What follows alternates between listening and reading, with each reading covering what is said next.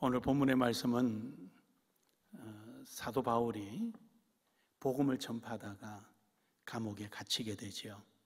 그 갇혔다는 소식을 들은 많은 사도 바울을 알던 제자들이 근심에 쌓이게 됩니다. 그래서 이러한 걱정 근심을 들어주고 또 뿐만 아니라 하나님의 깊은 경륜을 깨닫게 해주려고 이 편지를 기록하게 됩니다. 그 중에서도 오늘 여기 있는 말씀 속에 보면은 내가 이렇게 갇혀 있는 것은 내가 이렇게 이유 없이 갇혀 있는 것이 아니라 이것이 나의 증거다. 뭐의 증거냐? 하나님의 약속의 증거다라는 것이죠. 하나님의 약속이 예비되어 있었고 만세전에 준비되어 있었는데 그 약속을 따라서 내가 순종하고 따랐더니 오늘 이런 결과가 왔다는 것이죠. 그래서 오늘 말씀의 제목을 약속된 증거라라는 제목으로 함께 은혜 받기를 원합니다. 우리 나눔의 교회 모든 성도들이 이처럼 약속된 증거자가 되기를 주의 이름으로 축복합니다. 첫 번째로는 약속된 증거자는 큰 은혜의 경륜을 깨달아야 하는 것입니다. 하나님의 은혜의 경륜이 하나님의 말씀을 통하여 우리에게 주어졌음을 깨닫고 그 말씀의 경륜 안에서 살아가야 하는 것이죠. 그 경륜을 잃어버리면 안 됩니다. 그 경륜이 그 하나님의 약속에 대한 내용이 우리에게는 너무도 중요하고 귀한 것이기 때문입니다. 이사야서 11장 10절에 보면은 그 말씀에 그날에 이새의 뿌리에서 한 싹이 나서 만민의 기치로 설 것이요 열방이 그에게 돌아오리니 그가 거한 곳이 영화로우리다 라고 말씀합니다. 다시 말해서 무슨 말씀이냐면은 하나님께서는 이새의 뿌리에서 한 싹이 나온다 그러는 거죠. 이새의 뿌리에서 나온 싹이 누굽니까? 다윗이지요. 다윗을 통하여 형성되어 있던 가보 족보가 형성되는데 거기에 바로 예수 그리스도의 출현이 일어납니다. 결국 예수 그리스도가 출현할 것에 대해서 말씀하고 있는 것입니다. 이것을 오늘 본문에 에베소서 3장 11절에 이렇게 정의합니다. 곧 영원부터 우리 주 예수 그리스도 안에서 예정하신 뜻대로 하신 것이라. 그렇습니다. 하나님께서는 우리를 위하여 이미 만세전에 계획하시고 예정하시고 준비를 다 해놓으신 거예요. 해서 이새의 뿌리를 삼아서 거기서 싹이 나오고 거기서부터 족보가 형성돼서 종국적으로는 우리 주 예수 그리스도가 출생하도록 하나님은 우리에게 허락해 주신 것입니다. 예수 그리스도로 말미암아 우리가 많은 그리스도인들이 예수를 아는 수가 많아지고 하나님의 이러한 은혜의 경륜 안에 들어가는 사람이 많아지는 거죠. 호세아서 1장 10절에 보면은요, 그러나 이스라엘 자손의 수가 바다의 모래같이 되어서 헤아릴 수 없고 셀 수도 없을 것이며 전에 그들에게 이르기를 너희는 내 백성이 아니라 한 그곳에서 그들에게 이르기를 너희는 살아계신 하나님의 아들들이라 할 것이니라. 할렐루야. 그렇습니다. 셀 수 없을 정도로 많아진다는 것이죠. 그리고 전에는 너희가 내 백성이 아니라 그랬는데 이제는 하나님의 아들이라 상속자라고 말씀을 하시는 거예요. 바로 그것은 오늘 사도 바울이 내가 뭘 하다가 이렇게 갇혔느냐라는 것을 분명히 보여주는 증거이기도 하죠. 그러니까 결국 사도 바울은 하나님의 그 경륜을 그것을 이미 알고 그 일을 행하고 있는 거죠. 함에도 불구하고 유대인들은 이러한 사도 바울을 고소하고 감옥에 넣게 되고 모르는 사람들을 핍박하고 어렵게 하고 이런 문제가 생기는 거죠. 요즘 추석날 저녁밤을 불태웠던 테스형이 지금 아주 화제거리죠. 테스형이. 그러니까 이 테스형이란 이걸 제가 목요일날 좀 가사를 봐서 이 좀 한번 보자. 이게 뭐냐. 보니까 진짜 천재적인 소질이에요. 저는 이제 나훈아 씨를 간접적으로 좀 알아요. 그분은 초랑사동에 살고 저는 거기서 바로 큰 길 건너서 범내굴 지나오면 우리 집이니까. 그리고 아는 형의 형이고요. 그리고 옛날에 이래 주먹 쓰고 할 때 그때 이제 좀 알았던 그런, 제가 주먹 썼다는 게 아니라 그때 이렇게 막 이래 사람들에게 소문이 났고, 그래서 이제 그분에 대해서 이제 그런 관심을 제가 좀 알아요. 그러니까 이제 그 가사를 금요일 날 공부하러 오는 목사님들에게 사회학적 관점에서 이 가사를 우리 한번 풀어보자라고 한번 풀어드려 봤어요. 물론 사회학이다 보니까 결국 정치도 약간 개입은 되겠지만 어쨌든 철학적 관점보다는 그러니까 그분의 철학을 사회학적 관점에서 한번 풀어본 거예요. 그랬더니 다들 재밌고 아주 유익했다고 그래서 마쳤습니다만은 다음에 여러분에게 기회 있으면 한번 해드릴게요. 국제시장 그 사회학적 관점에서 풀어드린 것처럼 이것도 한번 풀어드리게 상당히 그 철학이 있는 내용이에요. 그러다 보니까 그 집권당 쪽에서는 집권당대로 그 다음에 야당은 야당대로 자기 편한 대로 아전인수격으로 해석을 하는 거죠. 그러니까 심지어는 이제는 뭐 어느 그 집권당에서는 그냥 그 경상도니까 그렇다 막 이러는데 참 모르는 얘기예요. 5.18 사건이 터졌을 때 터지고 끝나고 난 다음에 나훈아 씨가 노래 한 곡을 작곡을 했어요. 그게 엄니예요. 엄니. 어머니라는 말이죠. 이것은 5.18로 인하여 자식을 잃은 부모들에게 바치는 노래였어요. 이것을 다 만들어서 발표하려고 했는데 그리고 또 5.18에 전달하려고 했는데 그 전달이 막혔어요. 이유는 그때가 전두환 씨 정권을 잡을 때니까 그랬죠. 그래서 이것이 감춰져 있다가 이제 드러나기 시작한 거예요. 왜 드러났느냐? 이 테스형 때문에 저쪽에서 한쪽 편견으로 바라보니까 이런 곡도 있더라라고 끄집어내버린 거죠.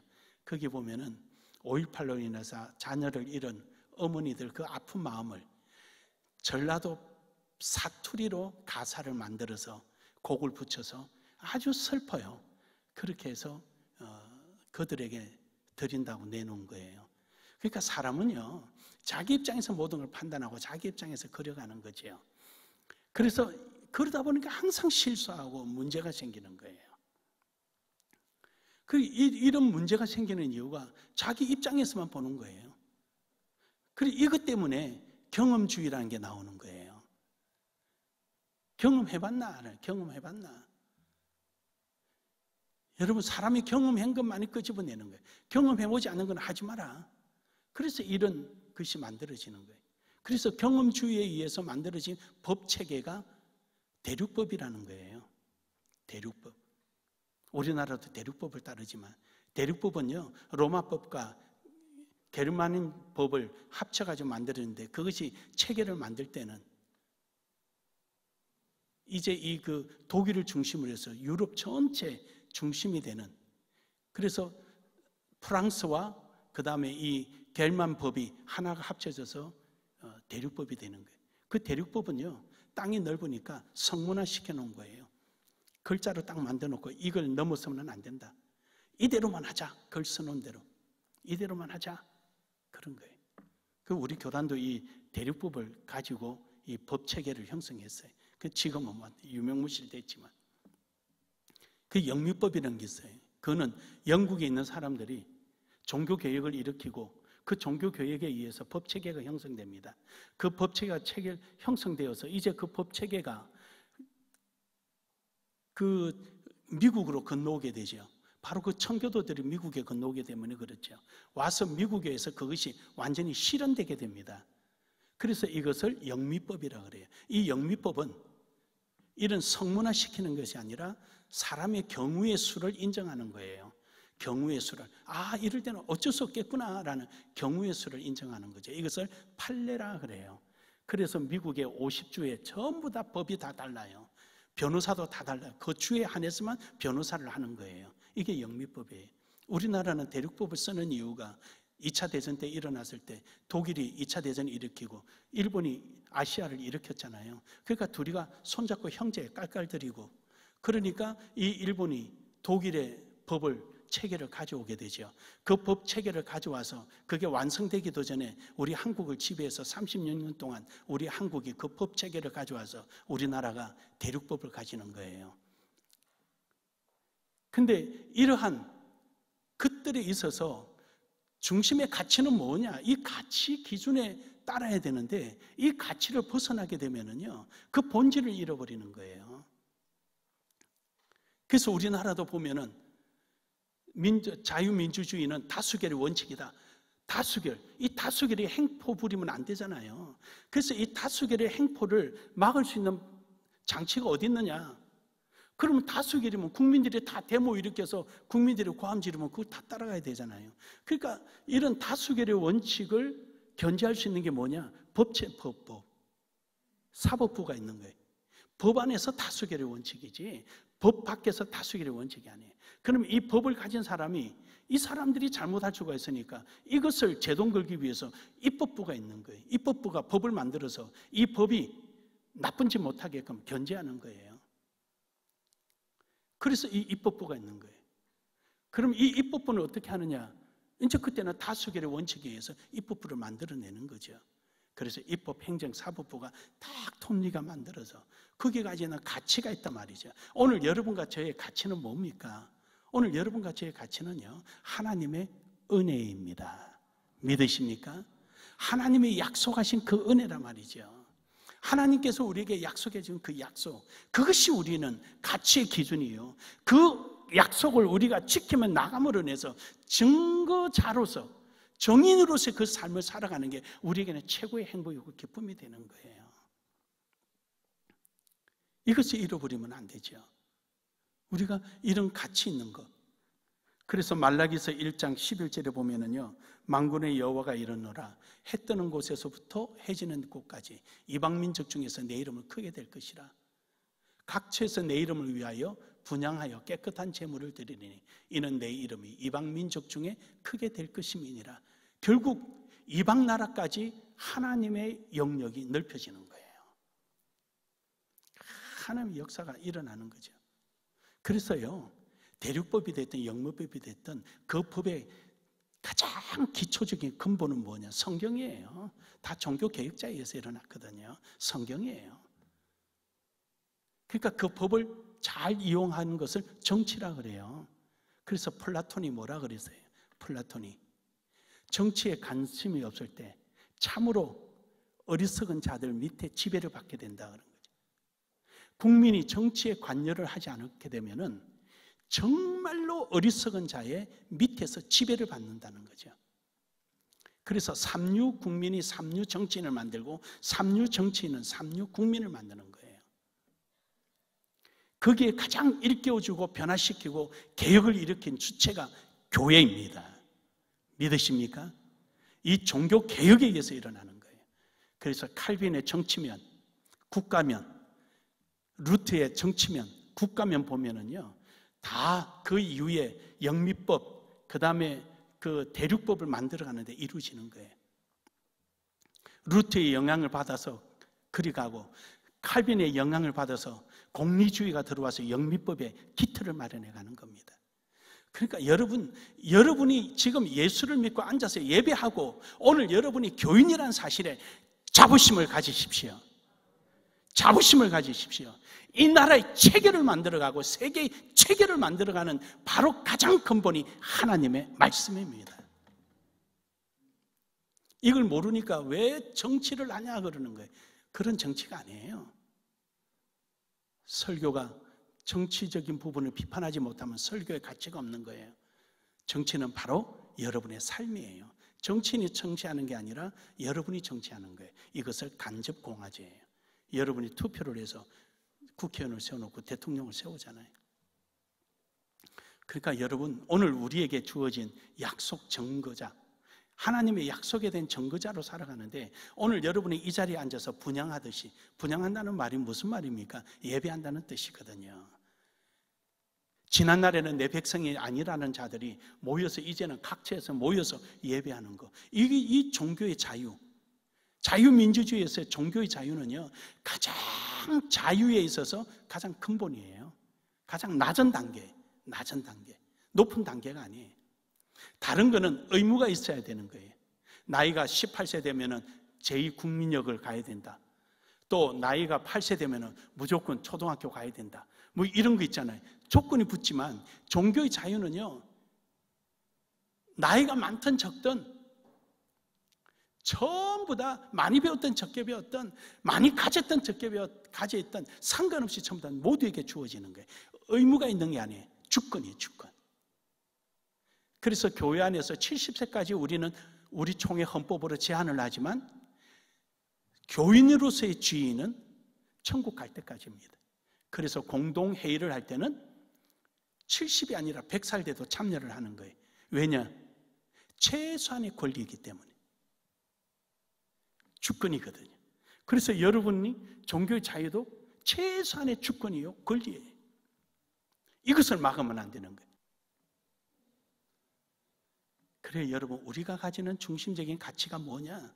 무엇에 의해서 우리가 살아야 하고 무엇을 우리가 깨달아야 하느냐라는 거예요. 오늘 우리는 예수 그리스도가 우리에게 약속된 그 권리를, 그 은혜를 우리는 누리고 있는 것입니다. 우리는 그 은혜를 누리기를 주의 이름으로 축복합니다. 그런데 이러한 사실을 사도 바울도 몰랐어요. 그렇잖아요. 사도 바울도 지난날에는 자기 생각, 자기 유대인들, 그 바리새인 서기관들 사고 속에 기독교인들을 얼마나 핍박했습니까? 스데반을 순교의 자리까지 몰아넣고 심지어는 다메섹 도상에 잡으러 뛰어갔잖아요. 구속하러. 가다가 다메섹 도상에서 성령을 체험하게 되는 거예요. 그가 성령을 체험하고 나서 그때서 하고 깨닫게 되는 거죠. 그래서 에베소서 3장 5절에 보면은요, 이제 그 거룩한 사도들과 선지자들에게 성령으로 나타내신 것 같이 다른 세대에서는 사람의 아들들에게 알리지 아니하셨느니라.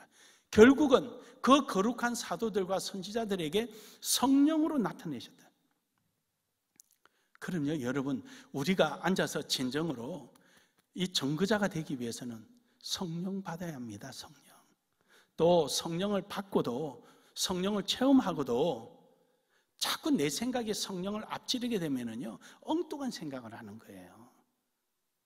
우리 성령 안에 있어야 되는, 하나님 뜻이 무엇인지, 무엇을 내가 위해서 했는 건지, 내가 직업을 위해서 가져야 될 일들이 있고, 그러나 기본적으로 신앙인으로서 가져야 될 근본이 있는 거예요. 어떤 분들은 노조 활동이 다 나쁘다 그래서 내가 아니야, 무슨 소리야. 노조는 활동해야 돼. 노조가 없으면 절대 발전이 없어. 노조가 있는 것이 자유민주주의 체계야. 그걸 제가 설명을 했어요. 왜 노조가 있어야 되는 이유를. 무슨 소리야. 자유민주주의는 노조가 있는 거예요. 1인 독재는 노조가 없어. 저기 공산당에, 북한에 가면 노조 있나요? 천만의 말씀이에요. 소련에 가면 노조 있나요? 천만의 말씀. 소련 뒤늦게 만들어졌죠. 엘친 이후에. 그거는 말도 안 되는 소리죠. 노조 없으면 그건 공산주의지요. 그러나 노조 대신에 뭔가 다른 인센티브가 있다면 그거는 별개의 시스템이고요. 그냥 우리가 가지는 생각, 사고 체계, 자기의 그 한계성을 가지고 그것이 전부인 것처럼 표현하는 사람들이 미련한 사람이라 그래요. 모르면 알아가고, 모르면 배우고, 전문가에게서 물어보고 이렇게 나가야 되는데, 자기들 세계, 자기 아는 만큼이 전체인 것처럼 착각하고 살아가니까 사회가 혼란해지고 모임 자체가 혼란해지는 거예요. 사람의 관계가 원만하지 못하는 거예요. 원하기는 우리 나눔의 교회는 다른 것은 몰라도 성령 안에서 하나님의 약속만큼은 확실하기를 주의 이름으로 축복합니다. 축복합니다. 에베소서 3장 16절에 보면은요, 3장 6절에 보면은요, 이는 이방인들이 복음으로 말미암아 그리스도 예수 안에서 함께 상속자가 되고 함께 지체가 되고 함께 약속에 참여하는 자가 됨이라. 이 복을 우리에게 누려졌음을 감사하기를 주의 이름으로 축복합니다.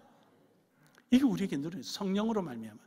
우리가 이걸 지난날을 몰랐는데 내 생각, 내 주장, 사도 바울처럼 그냥 내 마음대로 생각했는데 다메섹 도상에서 성령을 체험하고 나서 그때부터 변하는 거예요. 예수님을 바라볼 때 제자들이 어땠습니까? 그들의 생각만 가지고 있었어요. 그런데 예수님이 십자가 못 박혀 돌아가시니까 이게 웬일이야? 이게 아니잖아. 그래서 도망 다 가버린 거예요. 근데 진짜로 그 예수님이 구원하러 오셨고 병든 자를 고치러 오시고 가난한 자를 부유케 하시고 지옥 갈 사람은 천국에 데려가시는 그 증거를 어디서 보여주셨습니까? 제자들이 다 도망가고 없는 자리에 십자가상에서 한편에 있는 강도에게 그 증거를 보여주셨습니다. 할렐루야. 너는 지금 나와 함께 낙원에 가 있으리라. 이 약속을 체험하게 되잖아요. 근데 그들만 체험했습니까? 아니죠. 그게 로마 병정도요. 함께 그 형을 집행하고 있던 로마 병정도 예수님이 운명하실 때 휘장 위에서 아래로 찢어지고 그 현장에서는 돌이 그냥 지진이 나고 돌이 부서지고 이런 청둥 번개가 치는 모습을 바라보고는 이야, 저가 과연 참 선지자로소이다. 그 증거를 보는 거잖아요. 사랑하는 여러분, 오늘 여러분이 신앙생활하는 이 자리에서 그 증거를 체험하기를 주의 이름으로 축복합니다. 축복합니다. 누려지기를 주의 이름으로 축복합니다. 이게 우리가 약속된 증거거든요. 두 번째로는 은혜를 누리는 신앙이 됩니다. 앞서 말씀드린 대로 제자들은 은혜를 누리지를 못했어요. 하나님께서 약속된 증거가 있음에도 불구하고 그들은 누리지를 못했어요. 그러나 이 누리는 사람들이 있어요. 여러분, 베드로가 예수님을 버리고 도망갔던 사람 아니에요? 요한도 그랬죠? 한때 이들이 성령을 체험하고 나서요, 예루살렘 성전 미문에 기도하러 가다가 그 앉아있는 거린을 보았잖아요. 근데 일방적인 상식은 뭐죠? 우리가 알고 있었던 경험은 뭐죠? 그럼요, 금이나 은이나 이런 돈 한 푼 주는 거예요. 그런데 베드로와 요한은 이미 경험해보지 못한, 아무도 모르는 성령 안에서만 느낄 수 있는 위대한 방법을 내놓습니다. 내게는 은과 금이 없으되 내게 있는 것으로 내게 주노니 나사렛 예수 그리스도의 이름으로 일어나라. 일어나라는 거예요. 벌떡 일어나는 거예요. 여러분, 세상에 경험해보지 못한 거예요. 세상이 자기네들이 생각했던 것이 아니에요. 전혀 다른 거예요. 오직 성령으로만 알 수 있는 하나님의 약속을 베드로와 요한은 행했던 것입니다. 여러분도 성령 안에서 행하기를 주의 이름으로 축복합니다. 성령 안에서, 믿음 안에서 행하는 거예요. 여러분, 이러한 경험이 우리 속에 있어야 되는 거죠. 이 자체가 증거자예요. 우리 신앙생활 하면서요, 좀 성령의 기준이 되고 하나님의 말씀의 기초가 되어서 우리가 살아가는 것, 그래서 성경적 세계관 속에서 우리의 기독교적인 가치를 구현하며 살아가는 거예요. 이것이 바로 은혜를 누리는 사람의 모습이고, 그렇게 구현하는 사람을 두고 우리는 증거자라고 말을 하는 거죠. 그런 사람을 정인이라 말하죠. 어떻게 이 세 사람이 세상 사람들이 가지는 생각과 그렇게 갑니까? 우리는 하나님이 우리에게 주신 방법대로 하나님에 의해서 우리는 이루어지고 그 약속 안에서 이루어지는 나눔의 교회가 되기를 주의 이름으로 축복합니다. 마지막 세 번째로는 신앙의 용기가 있어야 됩니다. 믿음을 행하는 데는 용기가 없으면 안 됩니다. 오늘 본문 말씀 12절에 보면 이러죠.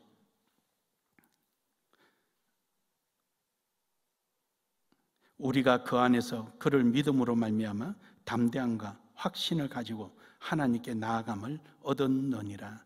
담대함으로 나아가는, 그러니까 이 용기라는 게 뭡니까? 용기 한번 정의를 한번 내려보십시오. 용기, 그 용기는 이렇게 정의를 내릴 수 있겠죠. 뭐 여러 가지 이야기할 수 있겠지만 단순하게 이야기하면은 비현실적인 세계, 다시 말해서 내가 경험해보지도 않고 누구 모든 사람들이 생각할 때 그건 안 돼, 그건 아니야, 현실성이 없어 하는 비현실적인 세계를 내가 나의 가능한 현실 세계로 끌어넣는 것을 용기라 그런 거죠. 바꿔 말하면은 누구도 아니라고 하고 가능성이 없다는 것을 나의 어떤 자기 확신에 의하여 그 안으로 그 일을 행하는 것을 용기라 그래요. 근데 이 용기를 할 때 뭐가 모토가 되어 있느냐라는 것이죠. 사람들이 쳐다보니까 한다, 이거는 자존심 때문에 하는 거죠. 또 나는 원래 그래, 이거는 똥꼬집 때문에 하는 거예요. 이거는 똥꼬집에 누구 알아주지도 않는 거예요. 아니 네 혼자 해 하는 거예요. 자존심이나 이런 거 다 영웅 심리에서 오는 거예요. 그래서 비현실적인 것을 자기 확신에 의하여 자기 안으로 끌어들이는 것을 용기라 그런 거죠. 근데 여러분과 저의 신앙의 용기는 뭘까요? 그럼요, 두말할 것도 없이 하나님의 약속에 대한 믿음이에요. 할렐루야. 그래서 하나님께서는 우리에게 주시는 믿음은요, 모든 신앙의 용기를 발생시켜내는 거예요. 세상 사람들이 할 수 있다 없다 비현실적이다 뭐다 백날 소리 해도요, 하나님의 약속이 있으면은요 그걸 믿고 행하는 거예요. 여러분이 생각해도 기가 차지 않나요? 우리 교회에서 나오는 헌금이 1억 8천 가지고 이 100억이 넘는 행사를 했습니다. 대출은 언제 나옵니까? 50%밖에 안 내주는데 맨 마지막에 내줍니다. 준공이 끝나야. 근데 그동안에 돈 달라고 하면 찾아온 사람이 있습니까? 문제가 생겨서 돈 때문에 공사를 중단해 본 적이 있습니까? 우리 교회를 5개를 지으면서 한 번도 그래 본 적이 없습니다. 첫 번째 지을 때 사계당에서 어려움을 겪었지만 그 위에는 우리 그래 본 적이 없습니다. 필리핀 학교도 내가 교실 하나 할게요. 그럼 교실 하나 짓자. 올해는 1학년만 받자. 내년에 교실 하나 더 지어서 2학년만 받자. 한 번 더 지어서 3학년 받자.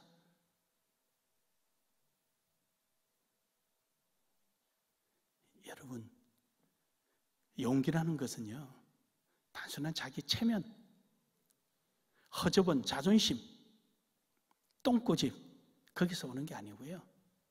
하나님께서 나눔의 교회에 주신 약속이 있어요. 그 약속 안에서 이게 필요하지 않겠습니까? 이게 이루어져야 되지 않겠습니까? 라고 구하는 거죠. 사랑하는 여러분, 오늘 여러분과 제가 가지는 것은 진정한 신앙의 용기를 가지기를 주의 이름으로 축복합니다.